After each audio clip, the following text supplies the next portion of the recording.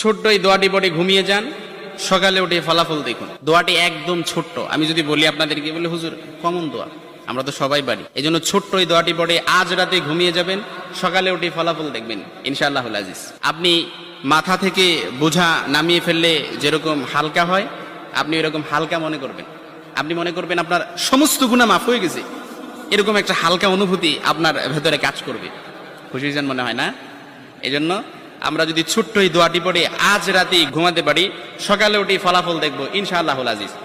আমি যদি আপনাদেরকে হাদিসের টেক্সট শোনাই, হযরত যায়েদ রাদিয়াল্লাহু তাআলা আনহু থেকে বর্ণিত, রাসূল সাল্লাল্লাহু আলাইহি সাল্লাম বলেন, হাদিসের স্পষ্ট ন্যারেশন হচ্ছে, যে ব্যক্তি রাত্রিবেলা 3 বার এই দোয়াটি পড়ে ঘুমিয়ে যাবে, সকালে উঠে আল্লাহ তাআলা তার সমস্ত গুনাহ মাফ করে দিবে।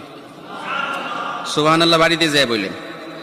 এই জন্য আজ রাতেই যদি এই দোয়াটি পড়ে ঘুমাতে পারেন, সকালে উঠে ফলাফল দেখবেন ইনশাআল্লাহুল আজিজ।